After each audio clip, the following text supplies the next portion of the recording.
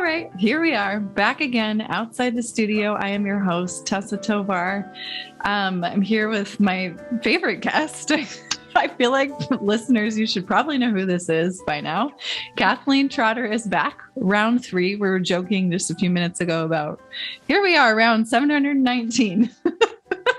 Well, partly it's just because before we start recording, listeners should know that we just sort of sit here and talk. And then all of a sudden we're like, why aren't we recording this? We've already done a half a podcast. So, Yes.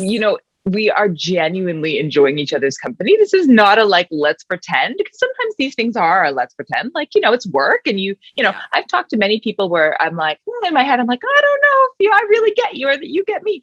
But it's nice when you're like, oh yeah, we get each other. And this is real. And I think we just talked for 24 minutes before we were like, I think we should record. Oh, is it? Has it really? You're right. Like that. Yeah. So, and this is why, now we just need to have our own spin-off podcast that is just dedicated to the topic of health and wellness and fitness and all of these things. I don't know. Do you watch Ted Lasso? Oh my God. Yes. Okay. So what about if we call our podcast, you might have to bleep me out. Okay. But in the second season, Rebecca and her goddaughter call each other badass bitches. What if our podcast becomes badass bitches talking about health and wellness? Oh my God. Inspired by Ted Lasso. I'm writing this down because it might end up being the title of this particular podcast. I love Ted Lasso. And I actually think that Ted Lasso really connects very well into what we're talking about today, which is having emotional intelligence about yourself and your relationship with your body. And, we're talking today about self-sabotage, but we're also talking about eating disorders and disordered eating and intuitive eating. And those two topics seem like they might be disparate, but they're actually really connected because they are about understanding yourself well enough to know, one, that you are self-sabotaging, and or two, that you are, living with disordered eating. And I think part of what happens is people are able to pretend, even to themselves, that they don't have disordered eating. They don't know. They're so unconnected to their body and themselves that they don't even know that they're over-exercising or eating foods that don't serve them. And they definitely don't realize that they're falling into all of these traps of self-sabotage. So I don't know. I'm very excited about this topic. And I feel like we ended last podcast where you said that you also had a story. So do you want to start with a brief history of you? And then I'll do my brief history of self-sabotage and eating disorder and then go from there? Or what are you thinking? I don't know. Because I'm really curious about your story. Oh, well, thank you for asking. Yeah. I was actually just thinking about that today, about my personal journey, because I was doing a workout this afternoon. I took the noon hour to do some weight training, which I love weight training. Feeling strong. So that's what I was thinking, in relationship to my journey with fitness, health, exercise, eating better. I think the turning point for me, this is where I was going with this, is when I started to lift weights. I started to get a whole different level of self-confidence and body awareness than prior to that, prior to things like an aerobics class or just going for a run or being involved in a team sport, which I was in high school. There was a shift in my self-confidence when I started weight training. So let me back that up a little bit. I was always a bigger girl when I was, ever since I can remember. I was very tall, had long arms, and I felt very awkward in my body because I was just bigger than everyone else. And this is why we're friends, because podcast friends, because that what you just said, I'm like, that's my story too. Okay, keep going. Yes. Yeah. So, and then, as kids are, we're super sensitive to the labels other people place on us. So my sister would call me thunder thighs. Oh, yep. I got that one too. Yeah. Right. So, and then, I was also a cheerleader in high school for a little while, and I was surrounded by these stick figures, and I just wasn't a stick figure. I do remember other people referring to my body as thick or dense. And those words to me were not desirable in high school. Right. So I quickly developed a very interesting relationship with my body, which manifested more in emotional overeating, because that was a way that I could numb my feelings. And it was an immediate burst of feeling better. Yeah. Like whatever I Feeling was hugged. eating. It's like almost like you're Yeah. feeling hugged by your food. Yeah. No, I've been there. I think we all have, for sure. Yeah. And so, you know, I could go back into childhood, which was, I'll just give you a quick little anecdote. So when I was about 5, my parents were separated for a period of about 6 months. And I watched my mom go through this and stop eating completely. Like she was a rail. And my mom's always been really skinny, but she was very, very skinny at this point in time. She just wasn't eating. So as a 5-year-old, I just kind of emulated her behavior. I kind of picked up on the emotional intensity around the house. And I also stopped eating. And I remember one of my earliest memories is sitting in a counselor's office talking about food. And I remember this counselor asking me what it was about food. And I said it was scary. I said, I thought if I eat it, it's going to get stuck in my throat and I'm going to choke and die. Wow. So I started to develop this habit of putting food in my mouth like a little squirrel. And then, like, say this is dinner time, I would go to the bathroom and spit it out in the toilet or in a garbage can, so that I would like clear my plate without having to eat anything. Yeah. And so the deal that my parents made with me to get me to start eating was that this is so classic. I'd have to sit at the table. Yeah. I couldn't go to the bathroom. I couldn't make the excuse of going to the bathroom, but I have to sit at the table until all my food was gone. So from a young age, I learned to stop listening to my satiety cues. Yeah. This is where Evelyn Tribole's work. Yeah. The intuitive eating is so wonderful. I agree for this particular, for lots of things, but this in particular. So I think this happens to a lot of us is we just get so disconnected to our body of when are we hungry? When are we full versus when are we sad or when are we happy or when, and, you know, it's one thing to decide to eat a beautiful piece of chocolate cake because you want it. It's a very another thing to eat it because you're so sad. And instead of phoning a friend and having a conversation that will actually deal with your pain, then you, without even thinking unconsciously, you grab for that food. I think your story is so, I don't know, when I'm listening to you, all I can feel is like this desire to sort of have compassion and like hug younger you. Yeah. And I think what I would love people listening to feel and also to hear is that food and our relationship to food and our bodies are so complex that's why when you get those magazines, they're like, you know, a month to a whole new you, follow these 5 foods or, you know, do this simple program or this generic this. It's why they don't work long term. I mean, they might work for that month, but unless you can get at some of those deeper thoughts and emotions with connection to food and how you think of your body, that it's not going to work because you're always going to go back to those unconscious beliefs and thoughts and patterns and habits.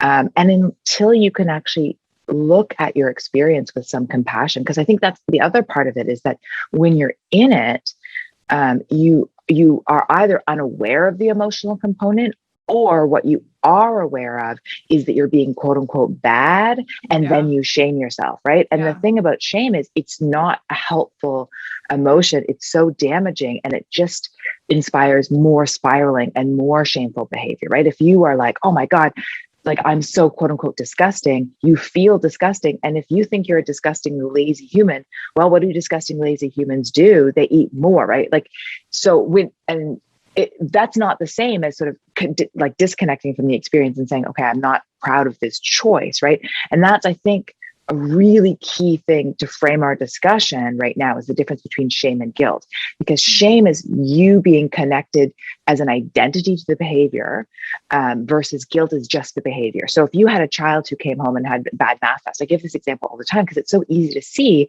that if they did poorly at math, you wouldn't say, you're a lazy person, you're destined to be bad at math. What you'd say to the child is, are you being bullied? Are you getting enough sleep? How can I support you? Do you need a tutor? Right? Like you don't say, well, it doesn't matter that you get the bad math test, because it does matter. That's the behavior needs to be looked at, but you don't shame the kid. And I think what happens with us, not you and me, but like the world with connected to food and exercise is, you skip a workout or you eat food that you're not proud of, or you eat food that you're ashamed of by yourself, alone from the world, you're shoving in that food.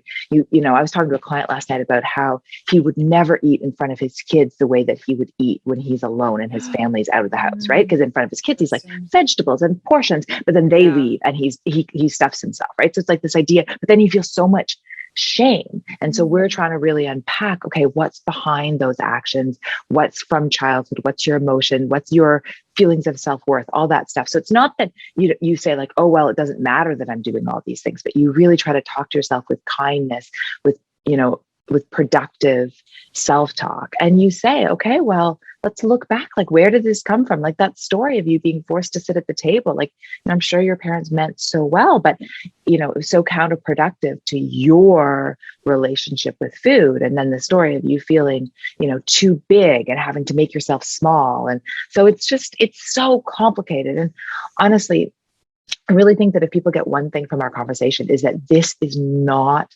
simple. And we really get in our own way when we think that it, quote, should be simple. And when it's not simple, we're doing something wrong. And then that's just another reason to shame ourselves, to quit, to fall off the wagon, however you want to put it. Whereas if you can realize that this is like a lifelong privilege of learning about who you are and your history and how you relate to food and how you relate to your body. And then the most important thing, the only important thing is this: you just wake up and you try again and you learn and you keep going. It's not going to be figured out in a month, right? Like you might create a new habit in a month, which is great. You might get going on a new routine, which is wonderful, but it's not a light switch that sort of like you flip it on and then you never have to look at it again. I don't know. Does that stuff land with you?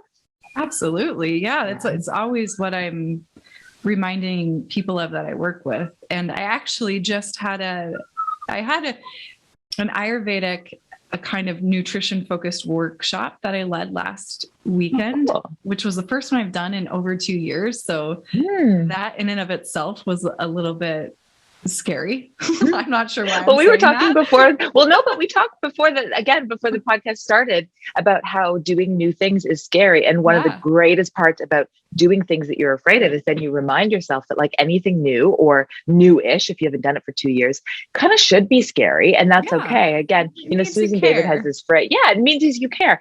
She has this, I love her book, Emotional Agility, I think is what it's called. She says two things. She says, your emotions are your signposts for your values. So if you are scared of something, right, you care about it. And courage is fear walking. And I think that that's a huge thing. Like you feel scared about something. You're like, okay, great. I care about this and I'm just going to be courageous, which doesn't mean I'm not afraid, but it means I keep going. What was the anyway, I interrupted you. Oh, her name is Susan David and it's emotional. I think it's emotional intelligence, emotional agility is what it is. She also has a podcast as well called Checking In with Susan David. She's great. She just did an episode, the Happiness Lab podcast as well with Laurie Santos. She's what I really, really like. Susan David. She's really smart. And she just talks about emotions being data, which I just love. Like, so you feel it and then you're like, oh, I feel really sad. And instead of using the sadness to just sort of unconsciously sweep into that emotional eating, then you're like, oh, I feel really sad. Okay, why? What is this telling me? How can I learn from this? And then you can take a more productive act because you're understanding where the emotion is coming from and what it's trying to tell you. And it could just be telling you that, I'm sad because I'm exhausted and I need to go to bed, right? When you're exhausted, you feel things more, sharply. Anyway, I interrupted you. So you were saying you did a workshop. Yeah. Well, what was interesting and how it relates back to the thing that we're talking about is there was a lot of resonance with this conversation around disordered eating. I think in particular on the subject, because before we hit record again, we said so much. We were talking about disordered eating being this kind of overarching umbrella term that encompasses things like intuitive eating. It encompasses many different eating disorders.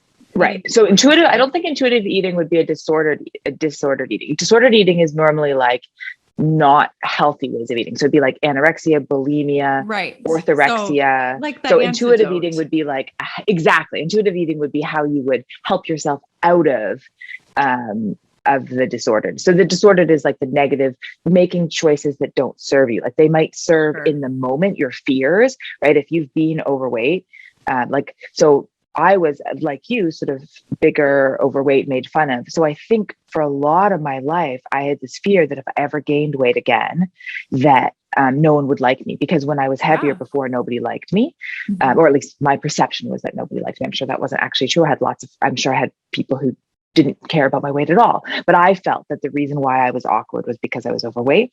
So I think for the longest time, I felt that even if I'd gained like a half a pound, I was letting go of my newfound sort of place in the world. Because I did, through getting fit and through this job and, becoming a fitness professional, I sort of found my legs. I found some confidence.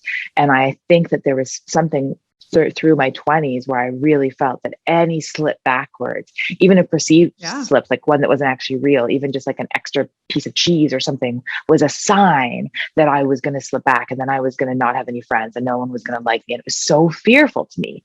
So in the moment, the choice that served me was to stay unbelievably rigid in my healthy choices, to be like ruined by my healthy choices kind of thing. So that in the moment, it sort of served my fear. But it didn't serve my lifelong mission to be healthy. It was sort of actually at odds with that, right? Because I lost my period, and like there's so many things that how it wasn't serving me, but it kept me alive, which is interesting. And again, I think goes back to having compassion for yourself, because once you can realize, like, I think that it's then easy to then get mad at yourself for the coping mechanisms, right? Like my disordered eating really was a coping mechanism for my fear. Like I was petrified of going back to my quote old Kathleen. So then I really, really restricted any of my choices and was extremely rigid. And it would be easy to be mad at myself for being so unhealthy in my rigidity. But instead, what I've learned to say is, okay, but that makes sense, Kathleen. You were protecting yourself. You were trying to stay happy and alive and healthy. And now that you know that you have the propensity to do that as a self-protective mechanism, you're going to have your alerts on when you try to do that again and be like, okay, this is your fear talking. This is not real. How can we actually make a choice that really serves you versus serving your fear? Which I think that's the hard part.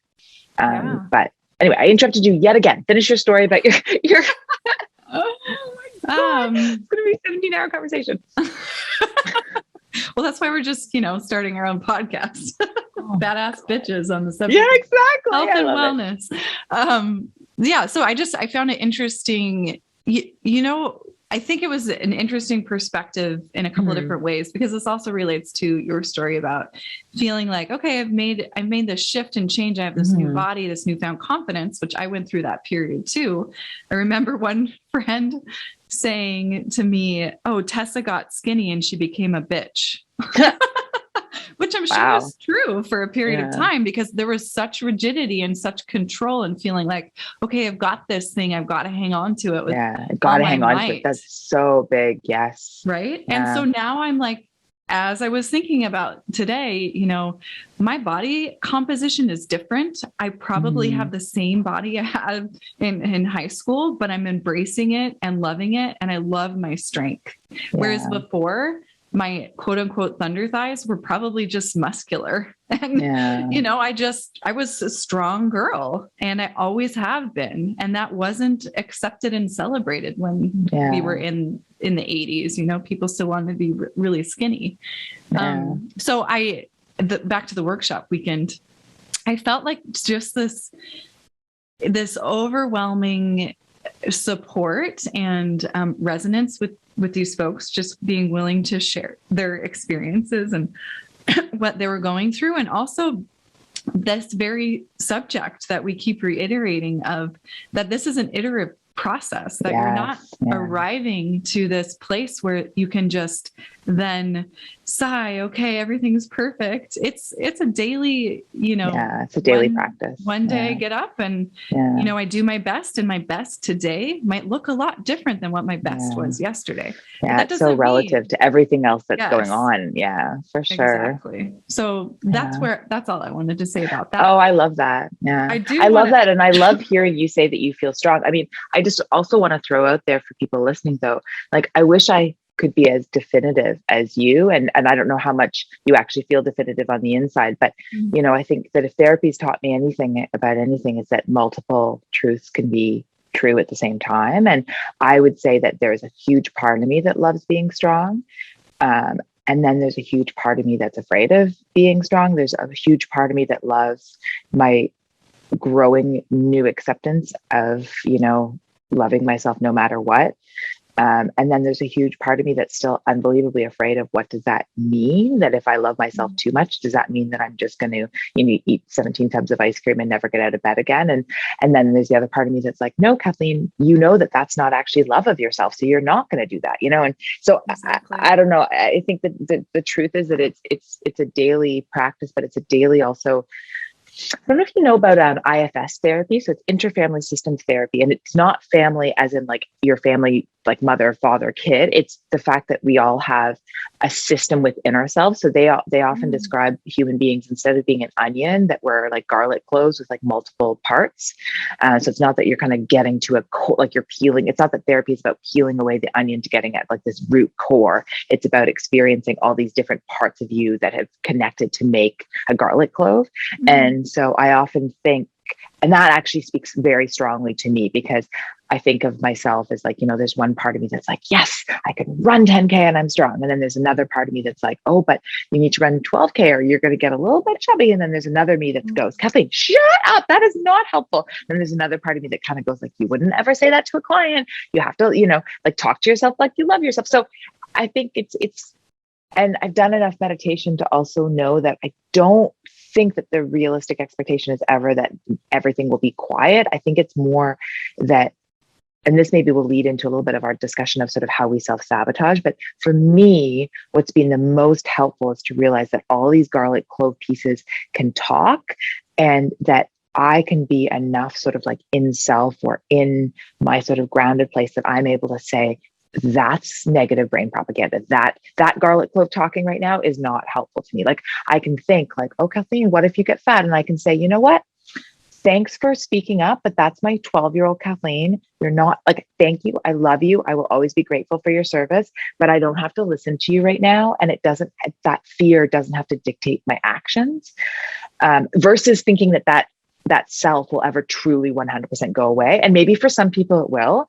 And I'm hoping that it gets softer and softer and softer until it's just like a little whimper. But knowing myself, I'm not sure if it'll ever truly go away. And I think I've come to a place in my therapeutic process where I'm like, okay, I don't need it to 100% go away, as long as I can be strong enough to recognize that that's not the self that serves me. That's not like, I'm almost 39. That's not my 39-year-old self that I want to, embrace.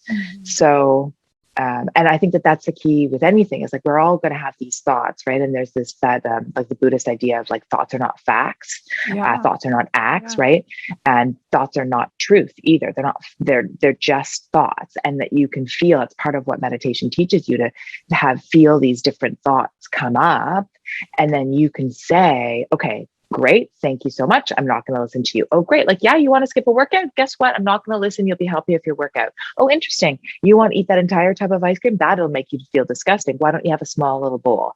Oh, you don't want to go for a walk? Guess what? You'll feel better if you go for a walk. Or for me, if I'm having like a disagreement with, my partner, James, for example, and one of my things that I'm a big isolator from, my dad left young. And like, I just feel like I've dealt with a lot of, when I'm fearful, I just sort of separate. And one of the things I've learned for me is like, when I have a huge desire to separate from James, that's the time that no matter how mad, the best thing for me to go over is and give him a hug. And that doesn't mean we stop debating. And that doesn't mean I'm telling him he's right, but it's just that I know that the feeling of wanting to run out of the room and never come back again, that's my 5-year-old Kathleen. And that's a protective mechanism. And James would never hurt me. And he loves me more than anything. And, so it's like that's again, it's like, you just have to be able to have these things pop up. And then you have to be able to know, okay, like I'm trusting you and I'm not trusting you. And thank you very much. But you can go home now and have a little nap or go for a coffee or something like that.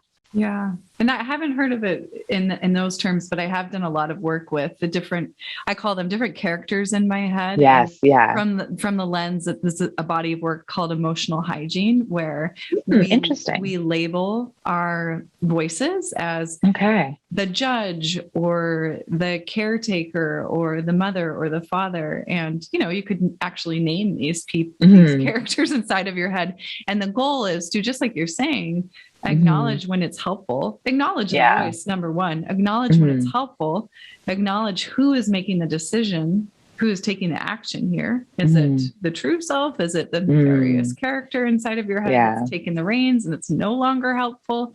So it's all about, years of therapy, number one. Yes. Yeah. That's very cool. I'm going to look at that. That sounds emotional hygiene. Sounds very connected. That's awesome. I love when there's multiple people looking at like the same thing from slightly different lenses. And then you can just, it's like there's sort of a truth within, 10 different systems all looking at similar ideas. So it's great. Well, I'm lucky to have a very best friend who is a certified emotional hygiene therapist, and this body of work that she has been studying and working with to heal her own childhood wounds, she is now getting to put out there in the world. So it's such good stuff. And for me, I've been in therapy since I was 5, and I'll tell you, good for you. Good for you. That's courage right there. And that's dedication too, right? It's like, I'm not leaving until I have to figure it out. But what I found really interesting about this body of work in particular, emotional hygiene, is that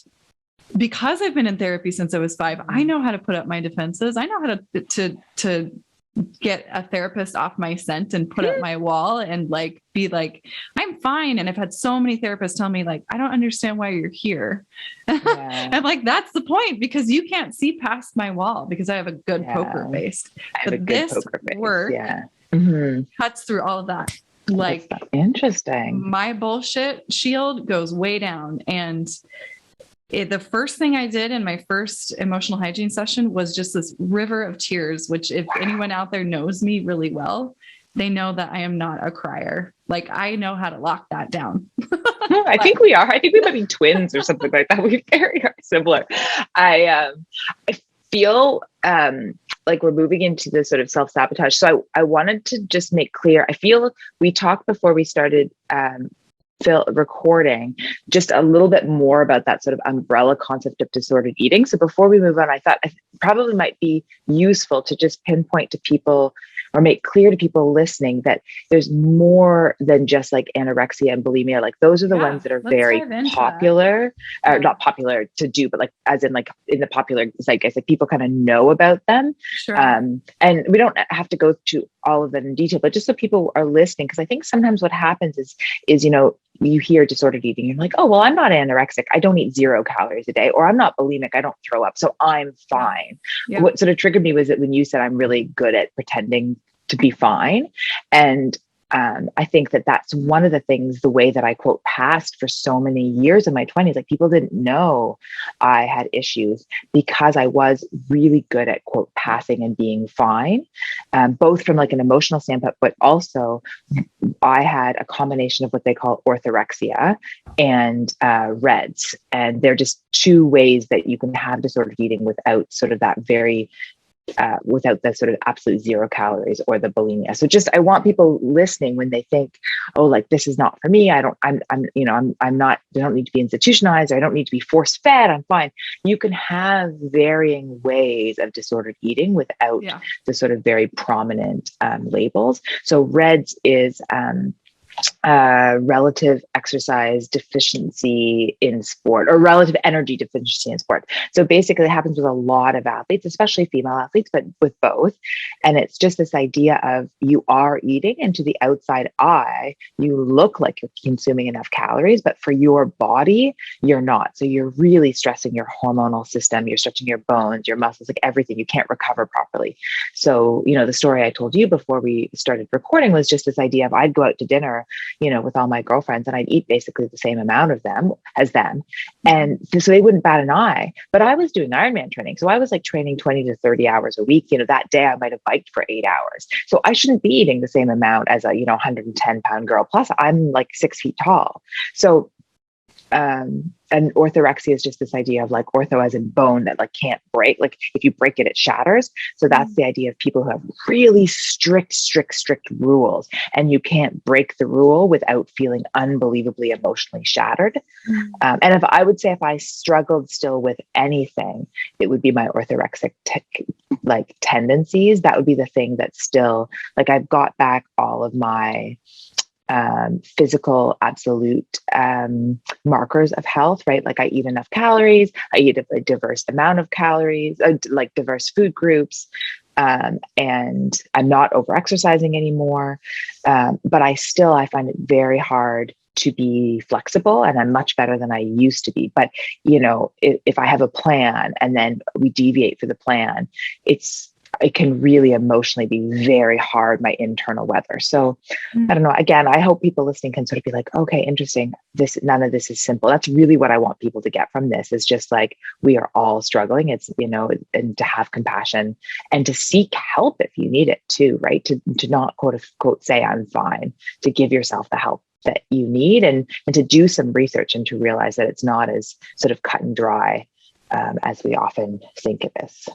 Yeah. I really think orthorexia in particular it's such to use nefarious character again. I really think that's one that's under the line of awareness for so many of us. Yes, I completely agree. And I think it's sometimes even under the line of awareness for ourselves. Like, exactly. Sometimes I know that I'm doing it, but sometimes I don't until James says like, are you okay right now? And it'll pop up really strongly in really interesting situations. Like, as in, I will have had a family interaction that I'm not even quite clear has been emotionally unstable. And then I will have a day where, I have to eat like this time and I have to eat this many vegetables. Yeah. And again, it's not unhealthy. It's not like I'm starving myself or I'm going for a 3-hour run, but it's like, if I don't have, a green vegetable and an orange vegetable and a white vegetable, then I'm, and it's fine to be frustrated with that maybe. And it's fine to say, I'd like to have more colored vegetables, but it's not okay. It's not a sign of good health if when you don't have an orange, a white, and a green vegetable that you feel like you're a bad person, right? Like,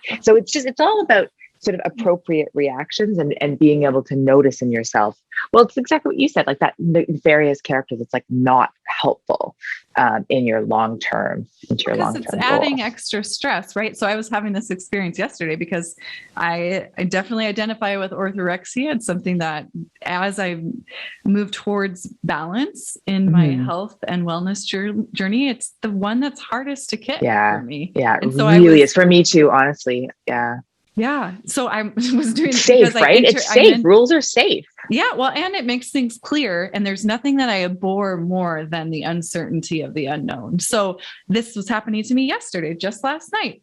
I have been experimenting with intermittent fasting. So I had made this agreement with myself that I eat between these hours and then I fast between these hours. And I was getting really close to that cutoff time because of life circumstances.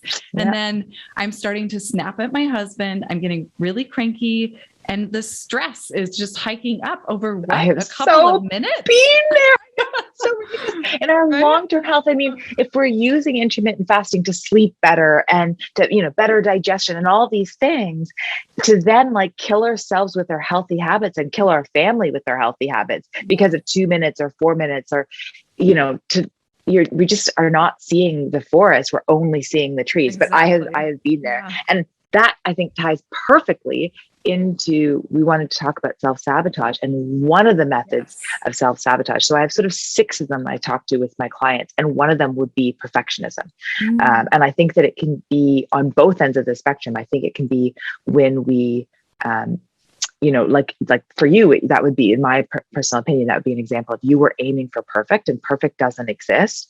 And then you get super frustrated with yourself and your family. And if the point of health is to be sort of, quote unquote, better version for yourself and your family to be able to show up fully, and then that is not the version of yourself that you're hoping to become, that kind of snappy. So, this perfectionism leads to sort of a less happy, healthy, balanced being.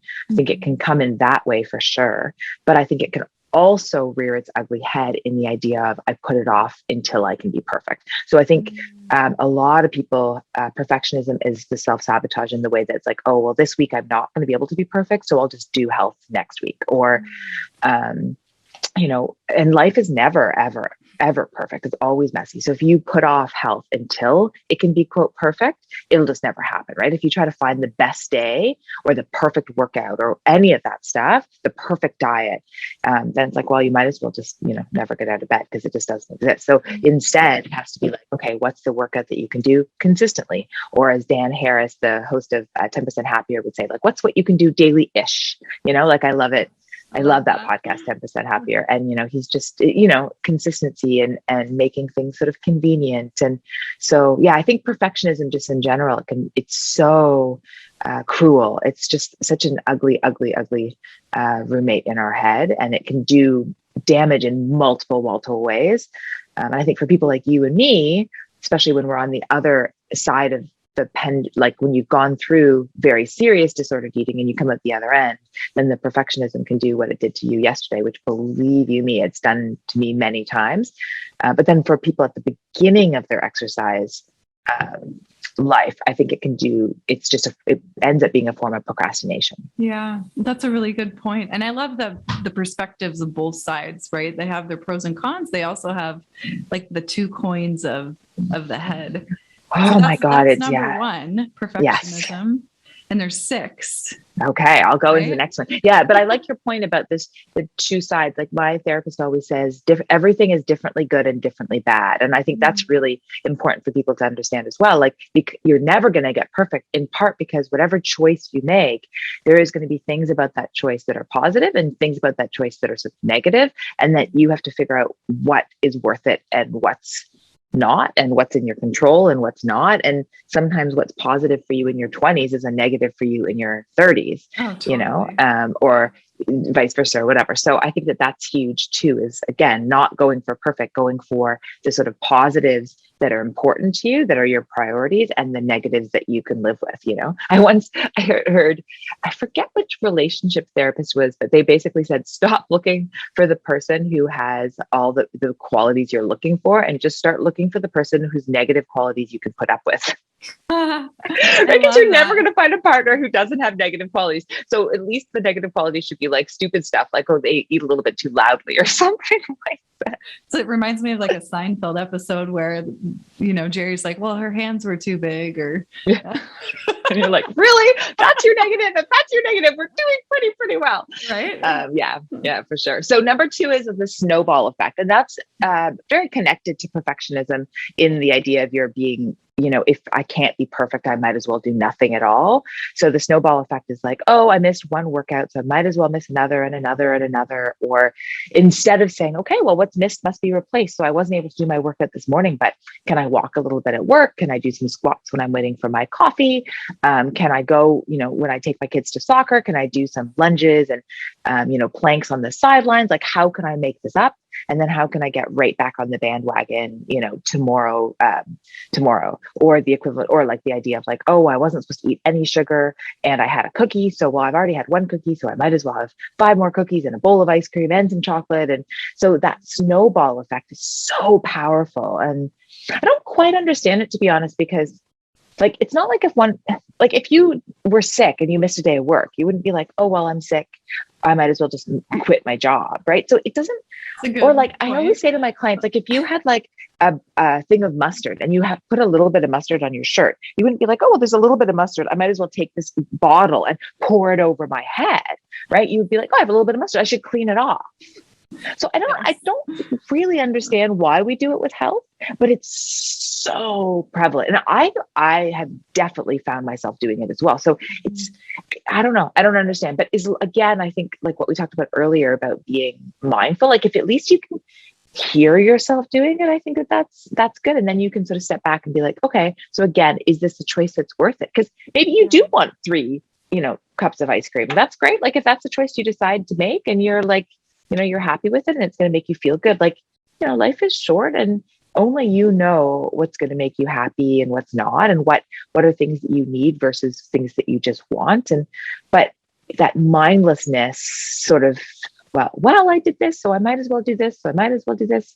I don't know. Anyway, I find that very interesting. And that's the one I think that I see maybe the most with health. It's like, well, if I can't be on this unbelievably strict diet that nobody could be on, well, if I can't do that, then I might as well do absolutely nothing. It's like this flip-flop from like eating every single piece of sugar in the world, the boom to the bust, to the like, so, and I think partly it's that we set ourselves up for this failure by expecting these huge unrealistic things of, I'll exercise for 2 hours a day and I won't eat one bite of sugar, and I'll go from, drinking, 5 things of alcohol and 4 servings of sugar a day to 0 forever and always. And I don't know. So yeah, I don't know. Do you snowball?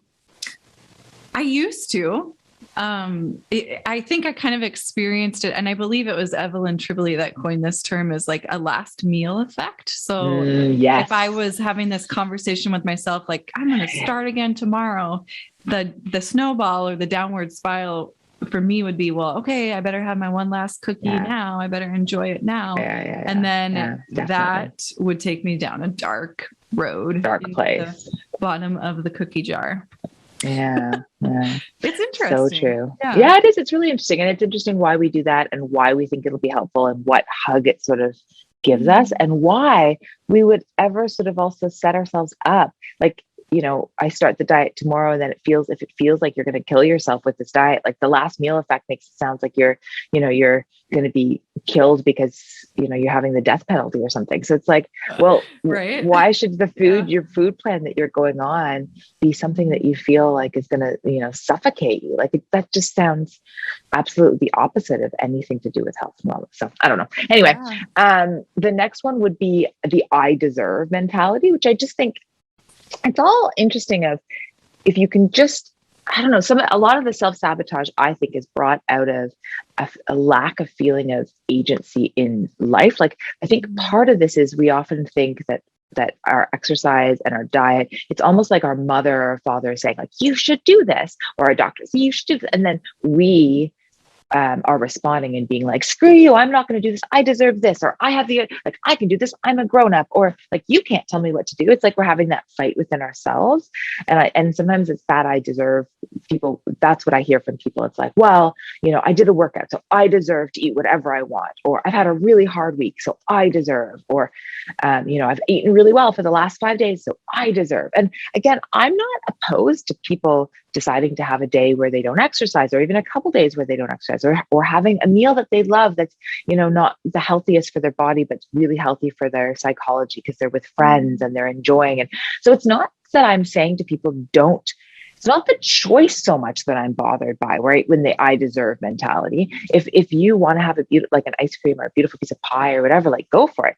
But I worry with the framing of it when it's it's like I deserve versus just I chose or I decided or my priority today was X. And I really try to work with my clients with this idea of it's all about choices, and it's about stepping back and intentionally and mindfully deciding what is going to serve you, and realizing that you have agency over the choices that you make. And it's not your doctor or your mother or your father saying, you have to do this. And then therefore, when you have to do something and you're an adult, you sort of rebel and you have that adolescent sort of like, screw you, you can't tell me what to do. I can do anything I want. So I think it's a lot of just the stepping back and finding the agency. And this connects into self-sabotage number 4, which I call the crying wolf. And it's like, I'm sure you've been there. You've heard people say like, oh, well, I had to get the snack because I was really hungry, or I had to miss the workout because of this, or the had to kind of things, which are partial truths. There were impediments that came up, or you were at the gas station and you were starving, so you grabbed something because you were kind of hangry. So it's not that the situations didn't exist, but the head to ness was actually not truly there. It was more like, kind of wanted a chocolate bar, and I didn't pack my hard-boiled eggs, and instead of going another block to a Starbucks where I could get like an egg bite or a hard-boiled egg, I stopped here and I did. And again, it's not that once in a while real had to situations that are going to come up. Like, unfortunately, there is going to be a time where, I don't know, your mother or your daughter or your son or your husband is really sick and you have to like rush out and take care of them. Or there is going to be a time that maybe you fall and something happens. And because of that, there's a domino effect of your day where you do, choices are sort of taken away from you. But those choices being taken away from you are very few and far between. And the problem is if you make too many sort of cry wolf, like, well, I had to, then when the real had to situation comes up, you don't actually trust yourself. So this happened a lot when I was younger, when I would be like, well, I can't work out because I'm sick. And I put sick in quotes because I just sort of didn't feel great. I wasn't actually sick. And then when I truly was sick, I was like, am I really sick? And I then often actually ended up making myself work out when I was really sick, when I should actually be resting, because I just didn't trust myself. And one of the nice parts about getting older is that I'm much better at, like, if I'm just having a crappy day, I just say, Kathleen, you'll feel better if you move, just go and do a workout. And then when I'm really sick, I'm like, okay, this is a situation where I should just chill and have a bath and go to bed.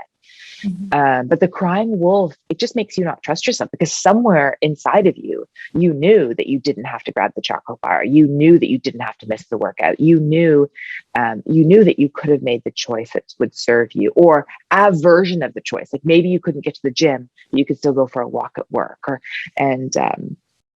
So I again, I don't know, it sort of just ties into this idea of just being radically honest with yourself and listening to your voices. And, a voice comes up and says, like, well, you deserve to skip this and you had to skip the workout and all this. And you're like, nope, that's negative brain propaganda. I don't need to listen to it. It's not true. And then when you really are sick and the voice comes and says, oh, Kathleen, you should take care of yourself. You need to have some hot water and go to bed. Then you're like, oh, that's truth. I do. I need to do that. I can trust myself in this situation. I don't know. Don't you feel like some of it is just like, I've just spent 20 years in therapy just learning how to sort of trust myself more? Yes, absolutely. I think it's a matter of distinguishing these voices inside of our head. And that's why I say, like, for me, the first step is always, well, who is that talking? Is that my voice? I love that. Is that somebody else's voice? Some message I learned as a child? Is it a younger me? Is it an unwise, unhelpful me? And then always coming back to, okay, well, what's true right now? What is helpful now? Yeah. What's helpful? What do I need? Yeah. So we've done 4. So we've done the perfect, we've done the snowball effect, we've done crying wolf, we've done I deserve. So the next one is I'm too busy, the too busy effect. And again, I'm not arguing. Sometimes you are going to be extremely busy. So there's no part of me that's saying like that I'm not seeing and hearing the truth of being an adult. It's hard. Pandemic life is hard. People are exhausted. People are burnt out. So that's the point of all this, is not to say like, you're being lazy by saying you're busy. That's not it. The point is to say, like, when we use these really catch-all phrases, like I'm too busy, you don't actually get granular about what that means. It's sort of like when you say, well, I'm really stressed. Okay, well, what does that mean? Like, are you sad? Is your work not fulfilling you? Are you not getting enough sleep? Are you not delegating enough? Like, so part of it is I just want people to be honest with themselves, and not just honest, but really specific. Like, so I'm too busy. What does that mean?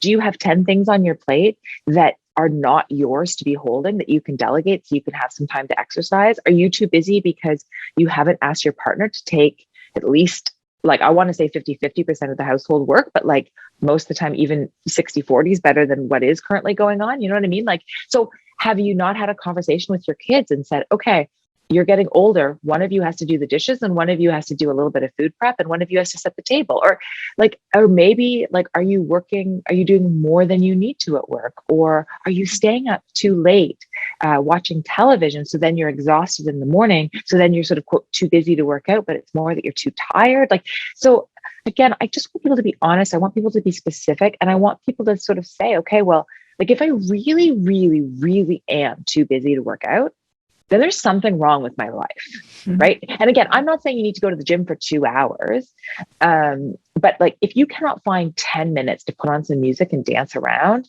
or even 3 sets of 3 minutes, then something about your scheduling has your priorities. Something needs to be sort of juggled. There has to be some way to find the middle ground, some wiggle room, some way to fit some green vegetables into your life, some way to have some water. And it's not a light switch again, right? It's not like either you're unhealthy or you're healthy. This is like a matter of degrees. This is a dimmer switch.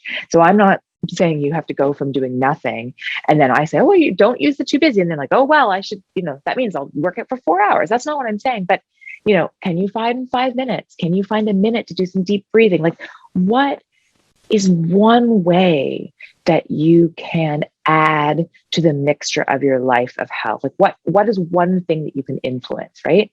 And what is something you can take away? Because we can't just endlessly add things. So, if you're going to try to be more healthy, then maybe it's a matter of saying no to a bunch of stuff so you can say yes to yourself. So the I'm too busy is just really a step back. And like, I have a client right now that I'm working with who has this is just an example, a lot of like digestive issues. And, he keeps saying like, he's very busy. And he really truly is, but he just keeps saying like, I don't have time. I don't have time. I don't have time. And it's like, okay, well, but you like, there's something out of whack then. Like if you don't have 5 minutes to figure out why you're always in intense pain, not 5 minutes to call your doctor, not five, like, then there's something wrong with this picture. And I had that, one of my things that happened with my disordered eating was I developed a whole bunch of digestive issues.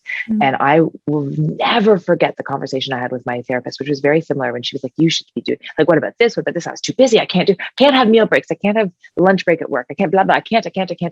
She said, okay, so how sick do you have to get? And I was like, what? She's like, how sick do you have to get to look at your priorities? She's like, do you have to, like, is it that you have to get cancer? Like, is it that sick that you have to get? She's like, there's something out of whack if you cannot plan a 20-minute meal break in your day. Something's wrong. So you just tell me how long I have to wait. Is it 10 more years until you're like on your deathbed from being burnt out? She's like, is that when you're going to take this seriously? And so I don't know. Sometimes it's just stepping back and being like, you feel like you can't change things, but what is it going to take? So for most people, I don't actually think they are too busy. I just think they haven't quite jigged their person, like their priorities, and they're using it as an excuse. But then there's the rare person where they actually kind of quote unquote are too busy. And for those people, I think it's a matter of what my therapist said, which is like, step back and just ask yourself, like, how far along the unhealthy train do you have to go before you take this seriously? I love that. What a wise person you got to work with. Oh, I know. I'm so lucky. Yeah. It's hard to find a good therapist. It really, really is. Yeah. It's like developing a relationship. It takes time and kissing a lot of frogs. Yeah, that's so true. I think we have one more. Yeah. One more. Yeah. Number 6. One more. Oh my goodness. That's just the self-sabotage of trying to be somebody you're not, trying to adopt a method of change that doesn't serve you. Trying to stick a square peg into a round hole, right? And you can do that once in a while. Like, I'm giving myself this Peloton challenge where I'm trying to try every single type of class and every instructor. So I've been trying some classes that I don't like, but it's fun, and I get to cross it off my Excel spreadsheet. And I did a dance cardio class and like a family fitness class, and it's not my jam, but it was fun once. But if I said to myself, well, the only exercise you're ever going to do for the rest of your life is a dance cardio Peloton family fitness class, then I'm like, no, like it's not going to work. Right. So I think there's just that element of just, again, radical honesty, and just sort of saying like, being active is a non-negotiable, but how I do it is up to me. And things I do once in a while or one thing, before the pandemic, I'd go to like Zumba classes with my mom and stuff, because that was fun. And, but like, I don't love Zumba class. So again, if that was my every single day I had to exercise with Zumba, I just wouldn't do it. So, know you and find ways to be active and to eat that suit you, right? Like if somebody says to you, well, you have to, eat 17 servings of like animal protein a day, and you are a vegetarian, that's obviously not going to be the method of getting fit and healthy that's going to serve you, right? So no one is here to tell you that you have to be anybody other than who you are. You just want to be a version of you that serves you, Oh, these are so helpful in the context of how do we get to know ourselves, and how do we know when we're on the right path, or the path. I don't even like the word right. I think the path. I don't know if there is a right path. Right. The path that is true to who we are, which ties into trying to be someone you're not. Sabotage number 6. Oh my God. So I'm kind of very curious. Is there one, you said that you've been in therapy. If I was going to say the most helpful thing your therapist has ever sort of said to you, do you know what that would be? Or one of the most helpful things? Oh my gosh. There's been so many. I don't think anything's coming to mind in terms of like a key phrase or something in particular that I could recite to you, but the ability to sit in front of someone who is objective, who has like zero agenda aside from in terms of like, there's no agenda for picking someone's side. Like she's not right. The agenda is your health and happiness and progress. Yeah, exactly. So being in a space where it's safe for me to share everything, because I think one of the things that I struggle with, and this is something that I learned as a child from my parents' behavior, modeling my parents' behavior, that it's not okay to tell the whole truth because we need to protect people's feelings. So this is something I really had to unlearn through therapy. And I'm still unlearning that lesson. And I do think there's a time and a place to be honest with people when it's helpful, when it's wise, when it's kind, when it serves. But I don't think it's helpful to keep things from people to protect their feelings all of the time. Yeah. So that's one huge lesson that I'm still unlearning from therapy. It's a hard one. And it's a hard one. The addiction for perfection in terms of self-sabotage on this list is 100% me. Yeah, and then so I remember getting this book from my dad when I think I was in college, and the title was Addiction to Perfection. And when he gave this to me, I was like, is he trying to tell me something? Interesting. So he was trying to help you not be perfect. I was worried he was going to give you a book on like how to be perfect, but he was trying to help you not be perfect. He saw the struggle I was going through, and he could empathize with it. And I think he was worried about me going down this path of that's a beautiful. I'm glad that he saw that in you. Yeah, that's lovely. I'm very happy that he saw you. You know, I don't remember which podcast it was. I know it was an interview with Kristen Neff, who does work on self-compassion, but she was on like a parenting podcast, and the host said something like, well, I just always try to teach my kids, like, just do your best. And that's the important thing. And just strive for your best. And the host said to Kristen Neff, like, I'm sure that's what I should be doing. Right. Like, that's what you would say. And you could just tell this beat of this pause of like, Kristen Neff was like, well, this is your podcast. Like, I don't want to be rude. And she's like, well, you know, the problem with that is that, you know, we can't all be perfect at everything. And we not only can't we be perfect, but we actually can't do our best at everything, you know, and if you try to create a kid who will be their best at everything all the time, you're just going to create a kid that has to go to the hospital. So maybe it would be better to tell your kid, figure out the things that you care most about and do your best at those things. I remember hearing that podcast, and it was an earth-shattering moment for me, because until that moment, had always just sort of said to myself, Kathleen, as long as you do your best, you fail, it doesn't matter, just do your best. And I never realized what I was doing to myself when that idea of you just have to do your best at everything. And you said earlier, like, best is different depending on the day and the context. And I think that's very important too. But I think it's also important to say there are elements where I don't need to do my best. Like, you know, I have a lovely sweater on right now, but my bottoms, you can't see my bottoms. I'm wearing like kind of crappy sweatpants and big fluffy socks. And like, so the butt doesn't really matter. Like, I don't need to care about that. I know that's a silly example, but it's just, there's the matter of, there's so many things. Like, you know, my kitchen is pretty clean. I don't have any bugs or anything, but like, did I make it the best it could be? No, like, you're not going to see it. I have nobody coming over tonight. Like, it doesn't, you know, so I think part of letting go of perfection and just becoming happy with yourself is just sort of saying, like, I care about these 5 things. They're really important. These are sort of medium, and the rest is like, nah, okay, whatever. Somebody else will take care of them. Like, it doesn't matter. Yeah. I can't be perfect. I can't be the best at everything all the time. Yeah. And does it even matter in the end? Like, these things that don't matter. We don't care what kind of pants you're wearing, as long as you're comfortable. You totally don't. No, I agree with you. And I think that's why I said that example, because in some ways it's such a stupid example, because obviously you guys don't care. But I have to tell you that if I was doing this interview even 5 years ago, I would be really upset with myself that I wasn't wearing professional pants. Like, and it's not just because we're all on Zoom because of the pandemic. It's that I've changed my mind because of that. It's not that. It's because I now can just be okay with being the person who wears sloppy pants. And again, I know it sounds so stupid because everybody listening is like, Kathleen's crazy, but that's a big change in me, that I can say some things just don't matter. Kathleen, I think that's 100% true for so many people, more than are willing to admit it. Like, okay, I can't tell you. I hope so, because I hope everybody is just as human as me. Yeah. I mean, I have so many friends who I think they worry about things that don't matter, but to them, it's like this really important decision that only they place so much importance on. So it's important to them, right? They're making a decision that's important to them. But I think it's this myth of perfection and fear of not living up to that drives that kind of like a psychosis, because it comes to the point where it's not healthy and it's not serving you anymore, you know? Yeah, it's not serving you. I think it goes back to the kind of not serving. And okay, well, one last story about therapy. And I feel like this might be a nice way to end it, because we started with talking about Ted Lasso. So one of my favorite scenes of Ted Lasso. So the second season, they're bringing in this sports psychologist it's like a soccer team in the UK. Ted Lasso is a soccer coach, American soccer coach that goes over to the UK.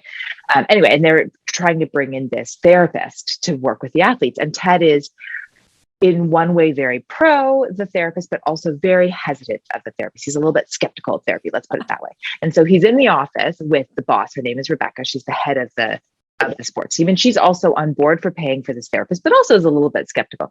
And they just have this amazing, amazing conversation, which is exactly what you just said about having that unbiased, right? And so Ted sort of says like, well, why do you need a therapist? And Rebecca's like, well, yeah, you could just have a friend. That's why I have friends. If I need to have something to talk about, I just talk with my friends and we just chat and we have fun and then we move on. And so Ted goes, so yeah, you're right, friends. He's like, so do you have anything to talk about right now? She's like, oh no, I'm fine.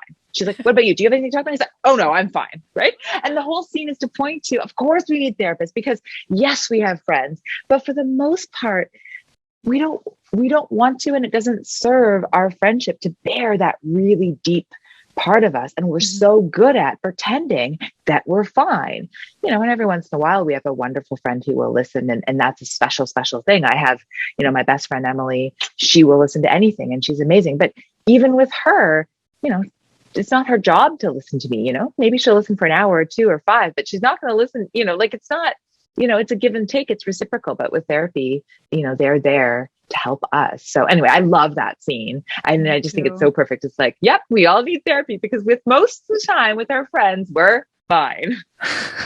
Yeah, and it's nothing to talk about. All good. Right? And it is a heavy burden, when you start to use your friendship as your therapist. No, it doesn't work. It just doesn't work. I mean, they can be your friend, but it is, friends need to be sort of reciprocal, and it's just different. Yeah. So yeah. Oh, All right, anyway. Kathleen, thank you so much. It was so much fun. Thank you for sharing your story with me. I have this, I will have forever. Yeah, I'll have this forever little image of this little girl. That idea of you going to the bathroom and sort of spitting out your food. I think that's such, I think a lot of people listening will be able to really understand, whether they spit out their actually or wanted to spit out their food, or when an over exercise to sort of, get rid of the calories of that food or whatever. I think that there's so many of us have felt so uncomfortable in our own skin that we've done, versions of that. And, this is the one precious life. Why are we doing those things to ourselves? Yeah. It just doesn't make sense. So yeah, I mean, we live and we learn, right? These are the lessons that we need to learn. That's what I always look back and, that was something I learned. Well, I hope everybody listening sort of can give their childhood self, the different parts of their garlic, some hugs. Big hugs for little ones. Yeah, keep what I do. This is how I hold my little one close, my little 5-year-old self. I keep a picture of myself on my altar. So that's beautiful. That cute little face. I just want to squeeze her. She had no idea how adorable she was. Yeah, it's so true. I feel that way too. I look at photos sometimes of me when I'm younger and I was like, I was actually a pretty cool kid. Yeah. How did I feel so awkward and stupid and out of place? It's like, I was pretty cool. So yeah, hopefully we can take those lessons. And when we feel out of place and insecure in the present, say, okay, well, remember how you felt so terrible 20, 30 years ago? And do you remember how you look at photos and you're actually pretty cool? It's probably the same thing is happening right now. Yeah. You're actually more cool than you think you are. It's perspective. It's all a matter of perspective. Yeah. Anyway, thank you so much. I really enjoyed this conversation. Me too. Thank you, Kathleen.